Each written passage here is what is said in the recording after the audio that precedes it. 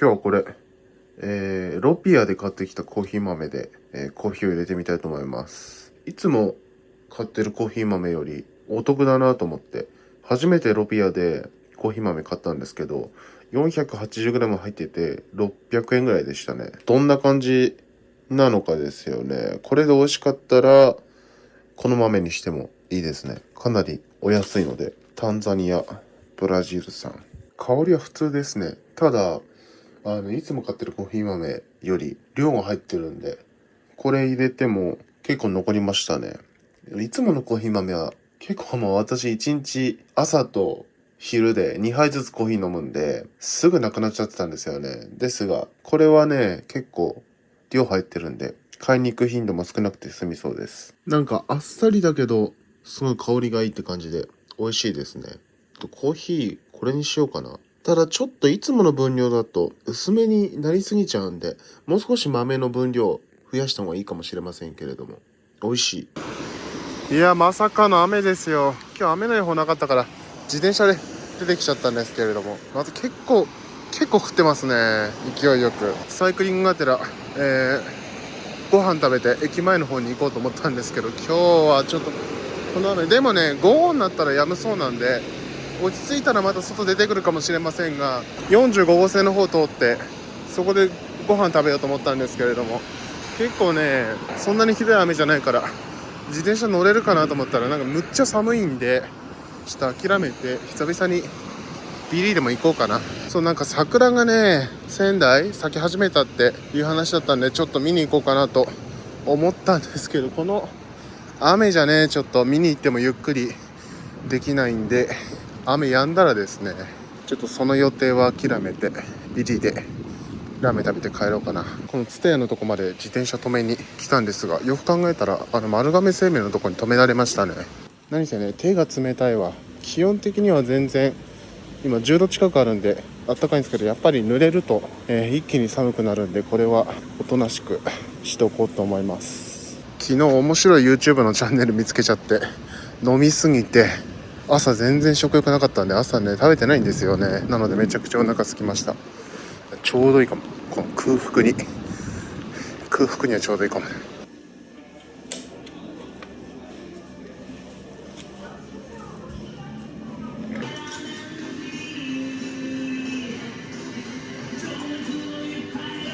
いやー、今回もね、野菜多めじゃないか、普通だったかな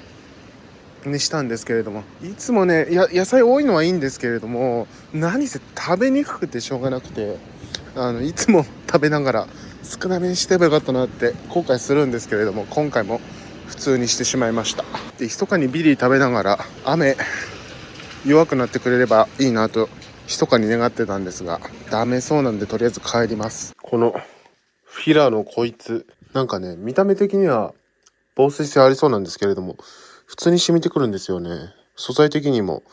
なんかね、防水加工されてそうなんですけど、普通に染みてくるんで、これはね、防水スプレーやっとかないと。ということで、ずぶ濡れになったんで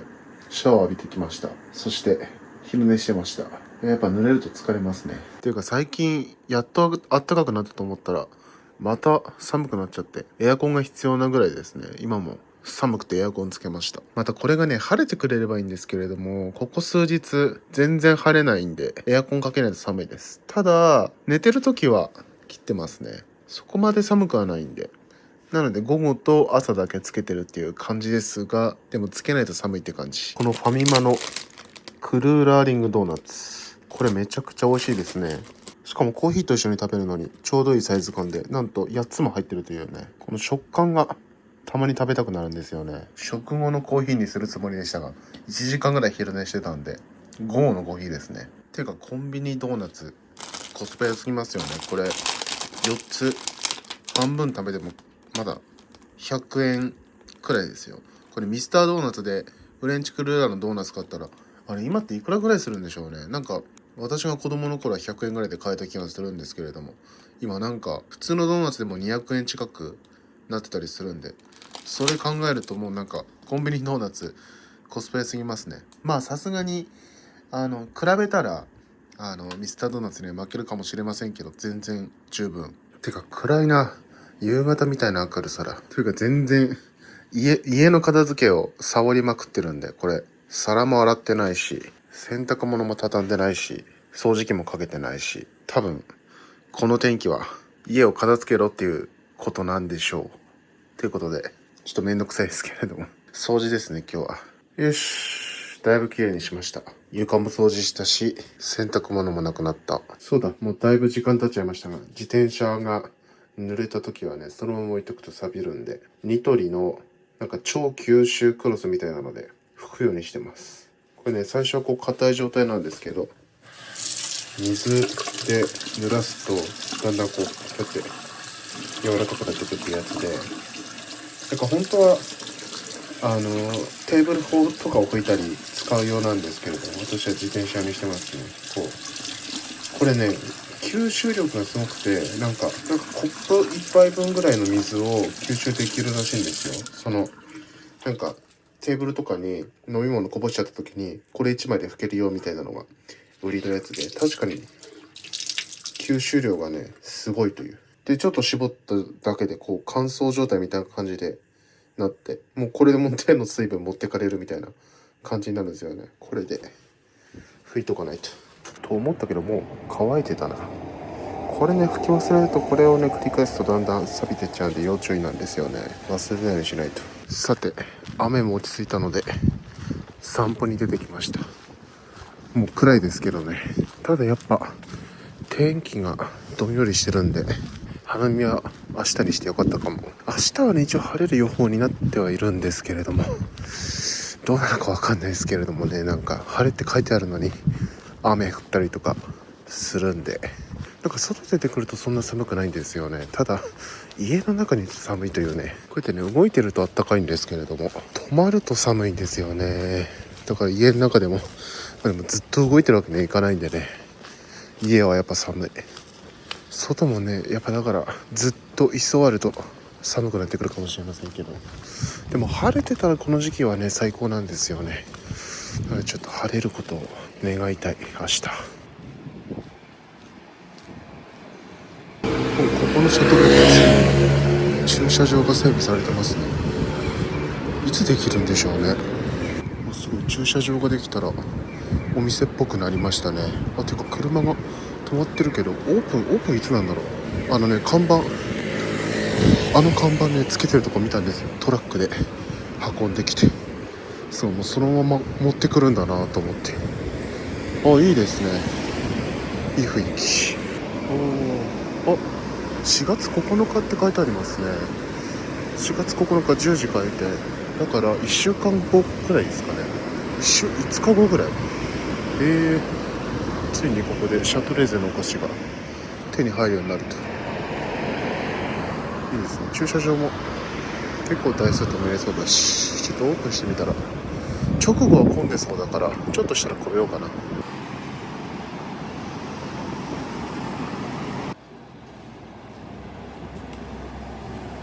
散歩がてらダイソーに行ってきました。まあ消耗品類ですね。こんなちっちゃいほうきを買ってきてみました。そう、ここのね、玄関のこの土間の部分全然掃除してなくて、そうしないとなと思ったんですけれども、履くもんがなかったんで、とりあえずダイソーで買ってきてみました。なんかこれね、本当は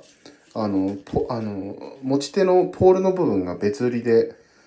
つなげて使うやつみたいなんですけれども、なんかこのままでもいいかなと。ていうか逆にこのハン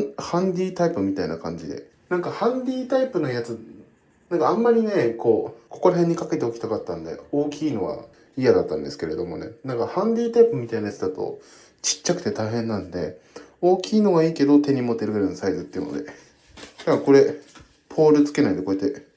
使うのでちょうど良いかなと。OK。履いただけでだいぶ綺麗になりましたね。そしてこれをこういうとこに入れておけるといいですね。なるべく掃除用具とか出したくないんで綺麗に。もうね、昼間のビリーで結構お腹いっぱいになって全然お腹空かなくて、でもだんだんお腹空いてきたんで、今9時近いんですけれども、やっとお腹空いてきたんでちょっと軽く食べようと思います。もうこのままだと多分深夜にお腹空いちゃうパターンなんで、これは家族からもらったそば、小エビ天がついてます。ちょっと具材がね、全然油揚げとか乗せたいんですけど、具材がこの小エビ天とわかめしかないですけれども、いただきます。お、今日は晴れましたね。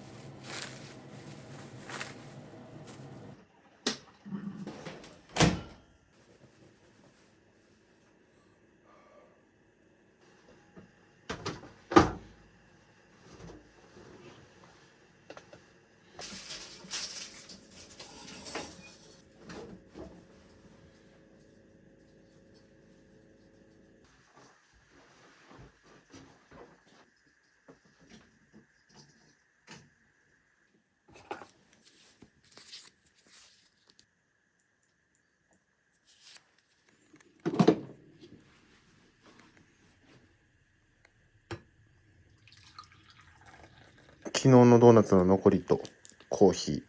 ー。もう窓開けちゃってますね。もう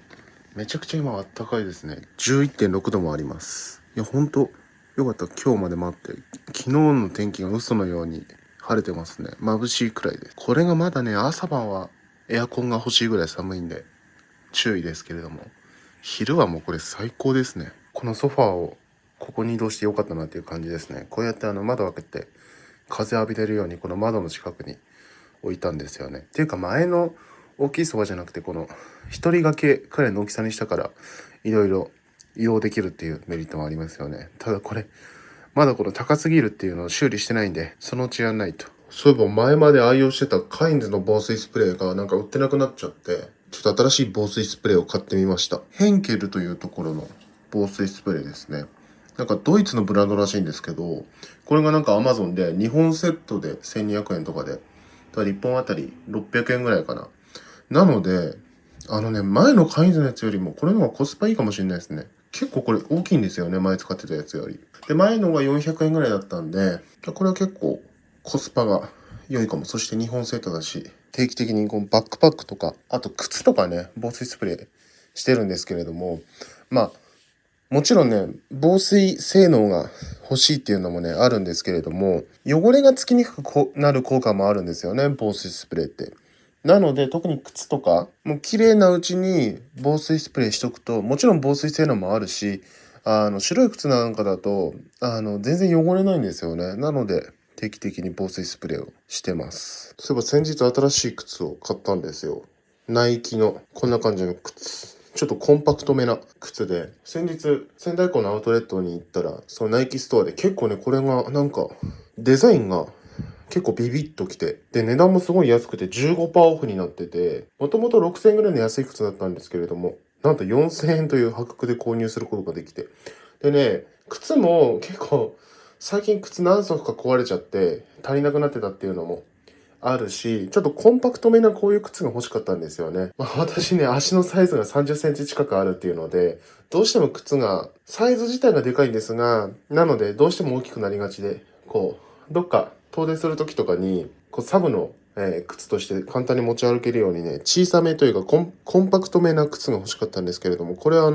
エアフォースとかと比べても結構コンパクトでいいかなと思って、結構軽いんですよね。なのですごい気に入ってます。このブルーとソールの茶色っぽい色。この組み合わせが結構こういう色合い好きです。で、この白も完全な白じゃなくてちょっとトーンが落ちたグレー寄りの白みたいな。こういう感じの色合いが好きなんですよね。結構こうビビッときて履き心地もいいし。今から髪を切りに行こうと思います。もうね、髪の毛2ヶ月ぐらい放置しちゃって。本当はね、月に1回ぐらいの頻度で切るのがいいっていうのはね、本当はね、月に1回ぐらいのペースで切った方が自分はいいっていうのは分かってるんですけど、どうしてもめんどくさくてね、放置してしまうっていうのがあって、重い腰を上げて今日、切りに行きます。こうなったら日にちとか決めた方がいいのかもしれませんね。こう毎月1日には髪切りに行くとかね、1日2日3日ぐらいでは、の間に切りに行くみたいなのを決めた方が、ちゃんと切りに行くかもしれないですね。いつも3ミリのバリカンでこう刈り上げてもらって全体的にスパッと短くしてもらうんですけれども、あんま髪が長い状態が好きじゃなくて、てかそもそも似合わないし、とにかく深い理由はないんですけれども、スパッと短くした方が好きなんですよね。あとその寝癖とかもつきにくくなるし、帽子とか被った時もね、あれ嫌なんですよね。こう帽子を被ってて帽子脱いだ時にこう、すごいぐちゃぐちゃになってたり、こうぺったんこになったりするのがすごい嫌で。で、あの時ってなんかすごい、違和感すごいじゃないですか、こう。なんか感覚がすごい変なんですよね。こうなんか何時間か座ってていきなり立った時みたいな感じの感覚になって。あと毎日ちゃんと髪洗っててもなんかすごい痒くなってきたりするんですよね。髪長いと。なんか感覚がなんかもうそうなのかもしれないですけれども。今ちょうどお昼時で空いてそうなんで、チャンス行ってきます。ではでは、いつものお店で切ってきます。OK。めっちゃすっきりした。風の通り方が全然違う。慣れるまで涼しいですね。こういうとこも結構桜咲いてるんですよね、ところどころ。ちょっと今日は見に行こう。もう完全開花してますね、仙台。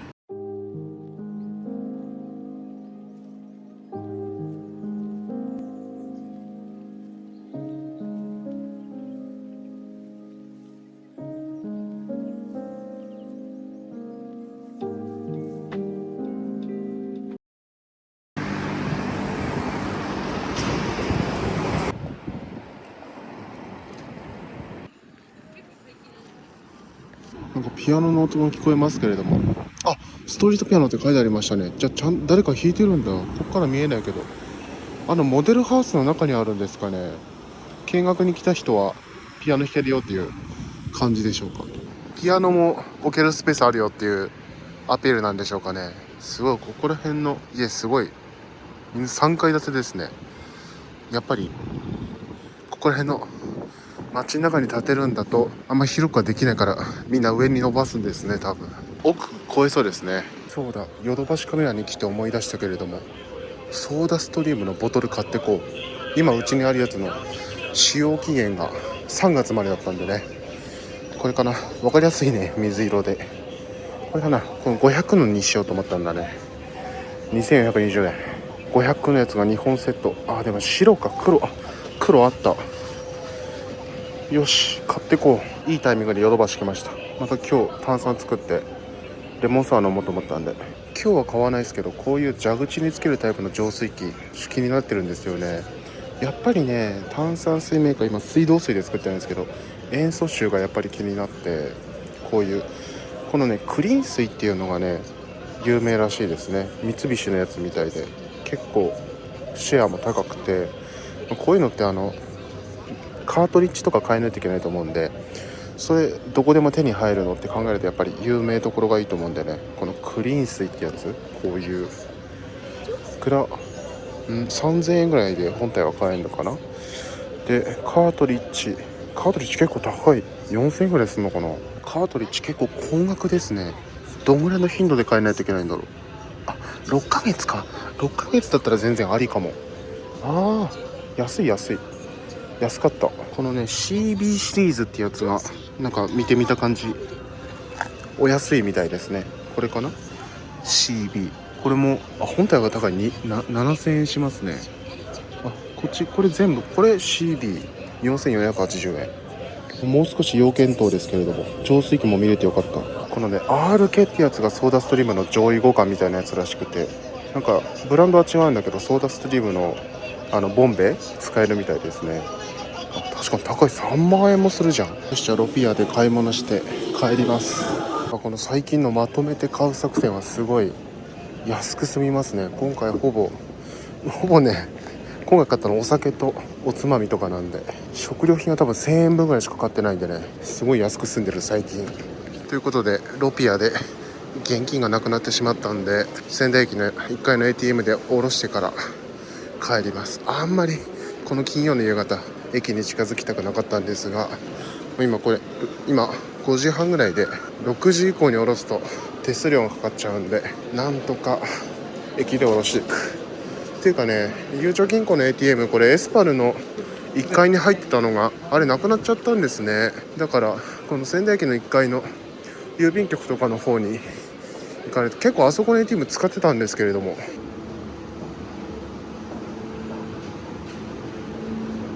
いやー、やっぱこの時間の駅人多かった。なんとか脱出。でも東口はね、本当にこれ少し離れるだけで人が少なくなるんでいいんですよね。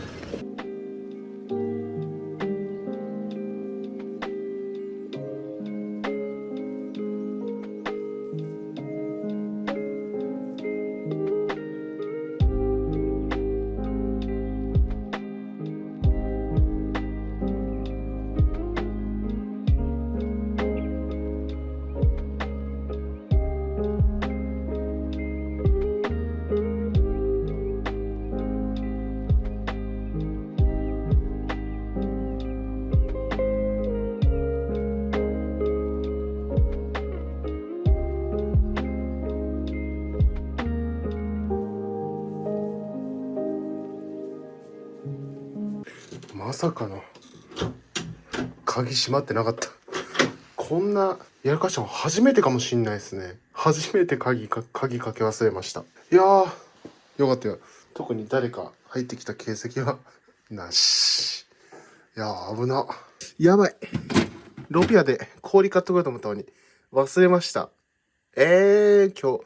氷抜きじゃないですか。今日使い切る前に買ってこいよって話ですけれども、まあいいや、しょうがない。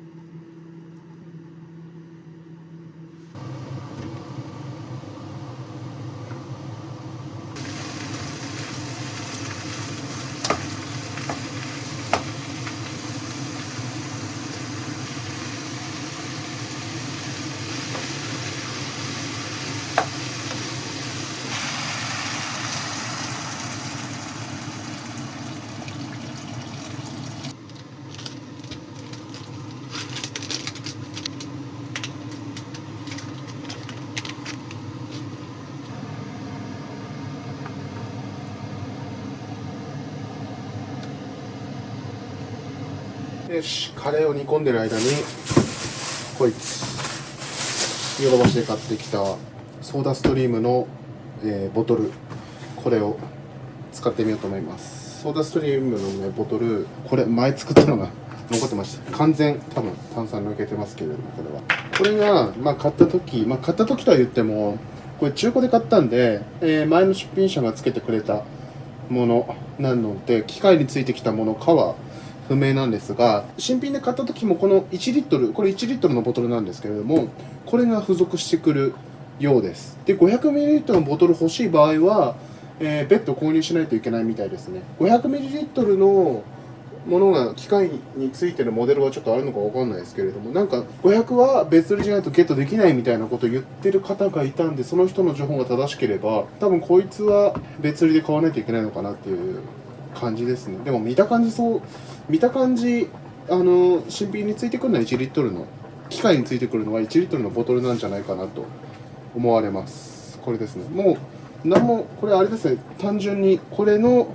500ml バージョンっていう感じで、これね、こいつ使用期限がここ一番下の段に書いてあるんですけど、2025年の4月以降は使用しないでくださいって書いてあるんですよね。これ結構ね、圧力がかかる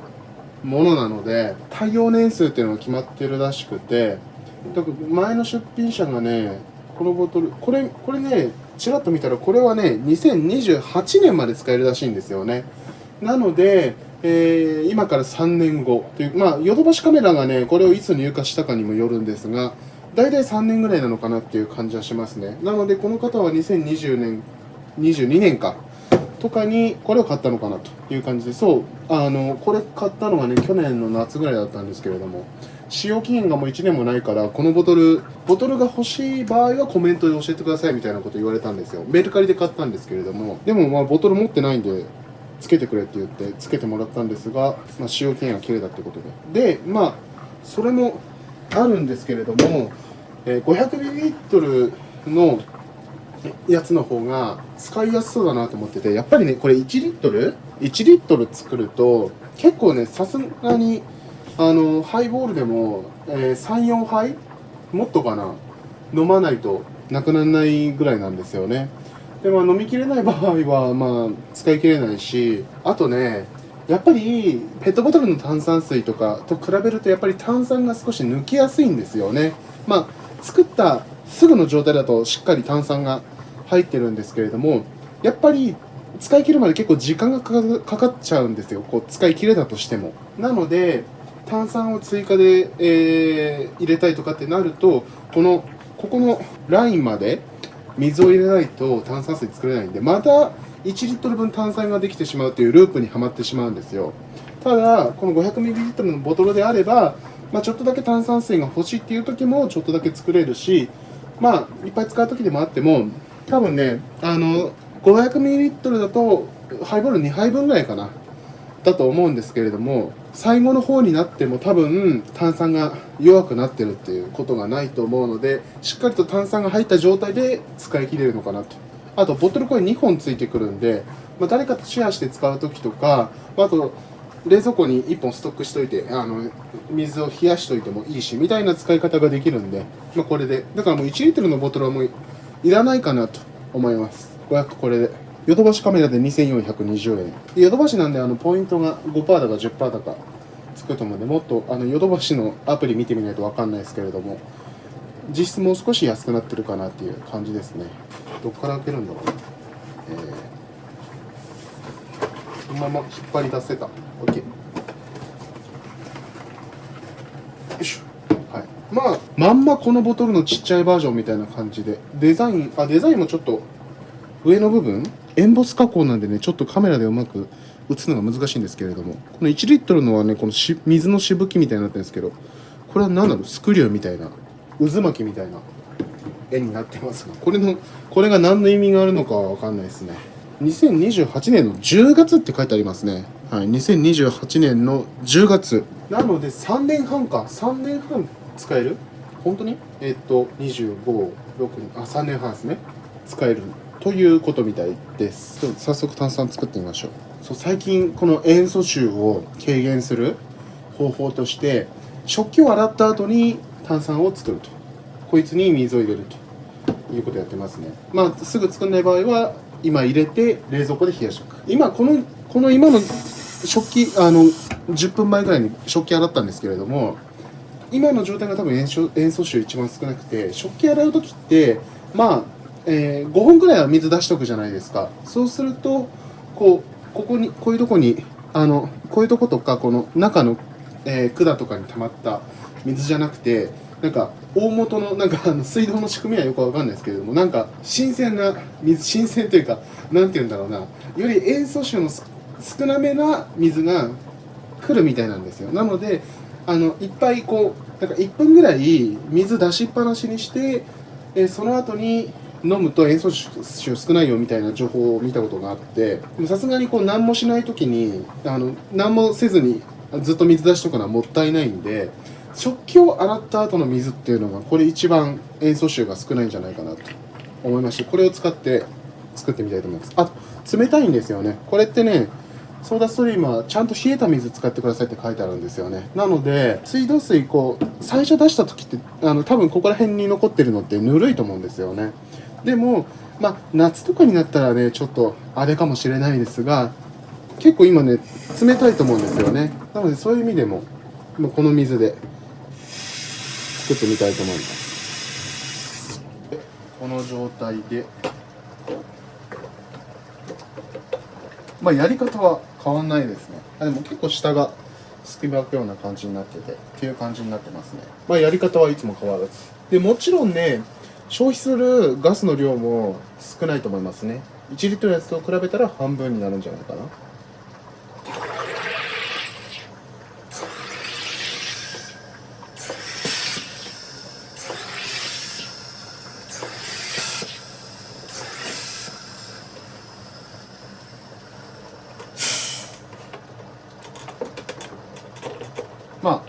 味は変わらないと思いますけれどもね。今日はねレモンサワーの気分なんで、レモンサワーこれね、なんか大きい 1.8 リットルのやつ買って冷蔵庫に入ってるんですけれども、あんまりこれは消費量がね、これ全然もうこれ同じタイミングでね買ったウイスキー2本分ぐらい消費してるんですけれども、レモンサワーって本当にね毎回飲むわけではないし、1回あたり 2,3 杯しか飲まないんで全然消費しないんですが、でも大きいサイズ買ったことによってねお安く済んでるんでいいですけれども、これで半分ぐらいですね。もうちょっと飲んでみます。美味しい美味しい美味しい。味は変わりませんけどね、美味しい。そして塩素臭も感じ、今日調子いいというか、今日匂い少ない。今日の水美味しいです。なんか若干日によって変わりません？結構日によって水道水の味なんか変化を感じるんですけれども、今日はいい方。そしてね、そう多分ということで夕飯はカレーです。さあこれ飲もう。日課のこれは先々週家族と日課ウイスキーにいた時に買ったやつですね。でもあれは氷ないやん。ストレートの方がね味よくわかるかな。香りがやっぱ全然違いますね。すごい素材の味がしっかり味わえるし、なんかねこう飲んでからなんだろうな、美味しさが伝わるまでの速度が速いみたいな感じなんですよね。普通のウイスキーよりこう飲んだ瞬間スパッと美味しさが来るみたいなね、反応速度が速いみたいな。これもお気に入りです。また見つけたら買ってきたいですね。十勝チーズのこの間に、ブラックペッパーが入ってるやつ。マックのねアップデートをしましたね。アップルインテリジェンス、これ初めて使えますね。テッドアップアップルインテリジェンス。これ今やんないといけないのかな。Welcome to Mac。iPhone もなんか最近アップデート来てますよね。なんか私やってないんですけれども。Apple インテリジェンスに最適化されるだか。でも、それってあれですかね。私、iPhone 13なんで。でも、どうなんでしょう。なんか、いまいちまだよく、この Apple インテリジェンスがどんなものかっていうの分かってないんですけれども。とりあえず立ち上がったな。多分、あれですよね。15とかからじゃなかったでしたっけ？対応 Apple インテリジェンスって。ちょっと、よくわかんないですけれども。ちょっと罪悪感ありますが、ラーメン作っちゃいました。これ食べて寝ます。パスタです。朝にあんま食べることないんですけれども、なんか気分だったんで。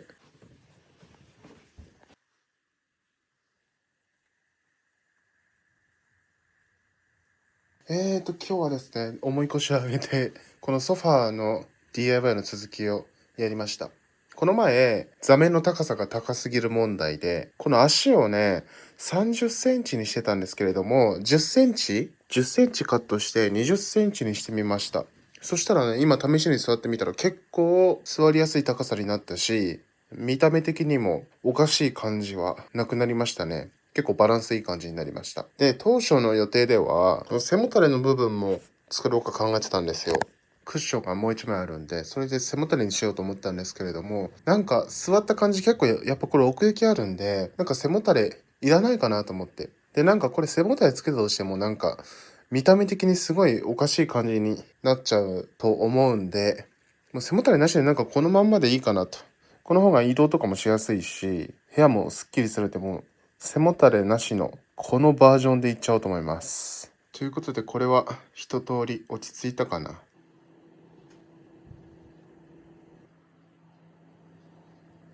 いや、太陽の高さが上がったおかげで、いつもね、午後になると前の建物に日が隠れちゃってたのが、日がちゃんと当たるように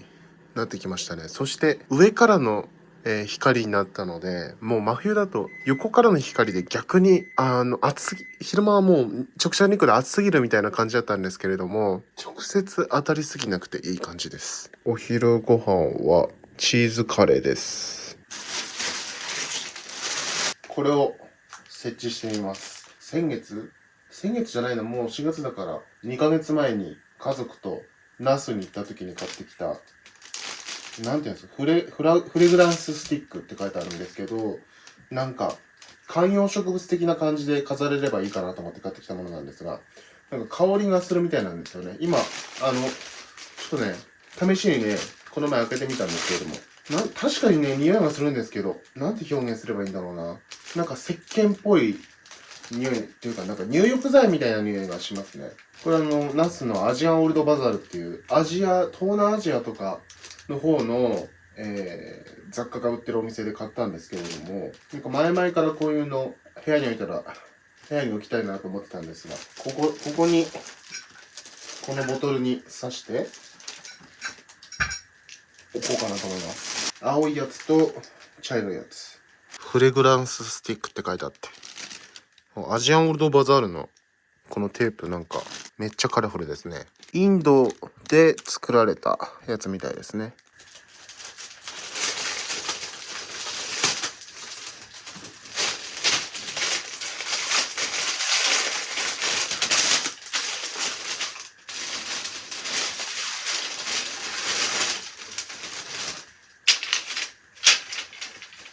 なんか思ったより匂いは強くないですね。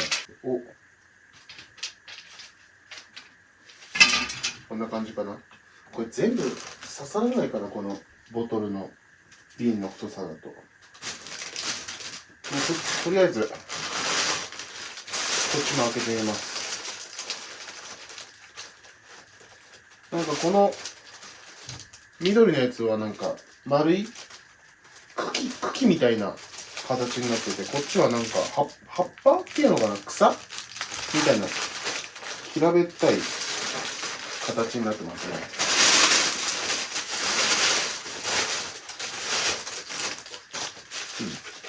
あ、こっちの方が匂い強い。こっちがあれだ、入浴剤みたいな匂いするっていう感じ。あ、結構量あるな。ここ一箇所に全部飾んないで、半分くらいにして、もう一つどっかに飾ってもいいかもしれないですけれども。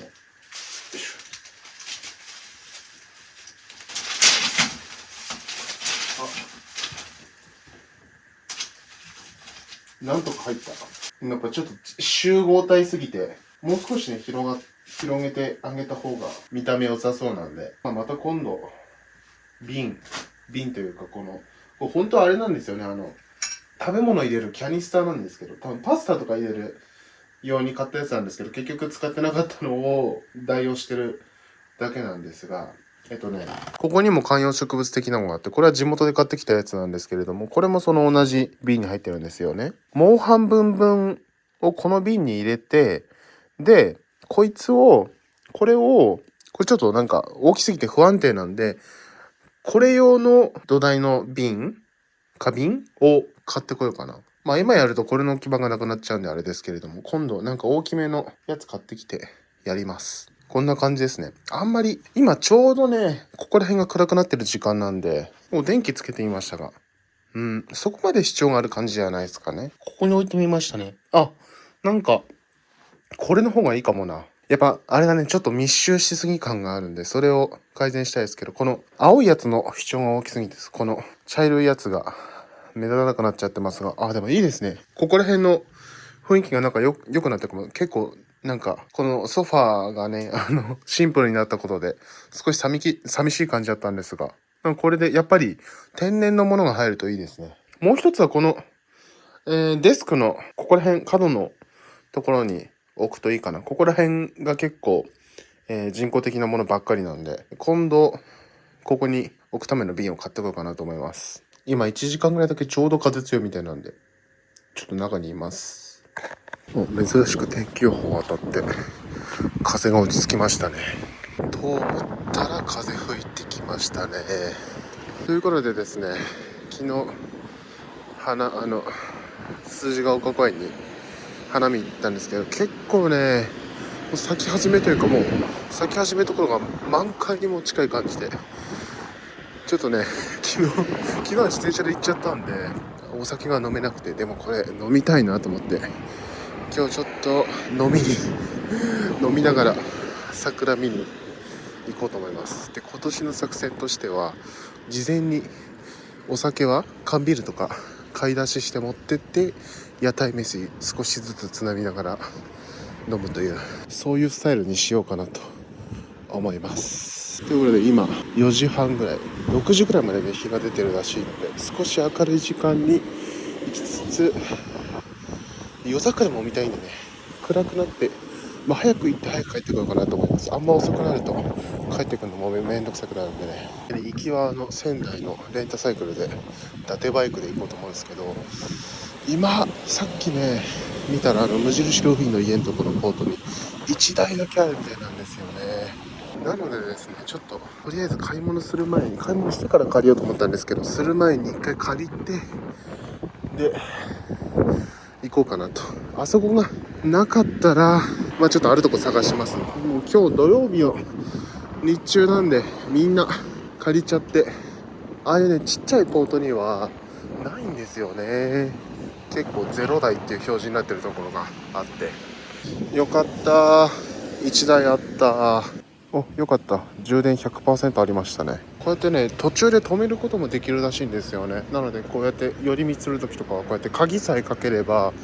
途中で止められるらしいです。で鍵開けるときは私のスマホのアプリがないとできないので、他の人が開けることはできないみたいなシステムになってるんで、なんかポートがないとこじゃないと止められないのかなと思ったんですけど、こういうこともできるようです。ということで買い物、あんまり珍しいのはなかったんですけれども、セレクトして買ってきてみたんで何本かちょっと飲むのが楽しみですね。ということで向かいます。よし、アンロックできたと。 OKOK。OK かな。返却って表示されましたね。このねサンプラザのポートに返却しました。でもそこが辻ヶ丘公園なので行きましょう。でも人多そうだな。もうあそこ見ただけですね、人がすごいんで。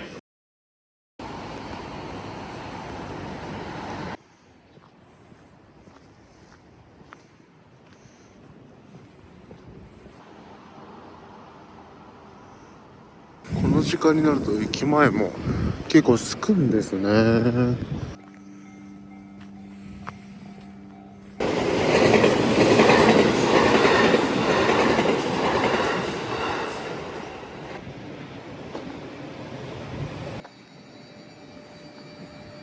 今の気温8度ということで、あんま寒くないですね。全然ベストみたいなのを羽織ってるだけなんですけど、すごい昼間設置したフレグランススティックの香りが部屋中に充満してるんですけど、結構あれ匂い強いんですね。さて、ラーメンの締めに美味しい辛ラーメンです。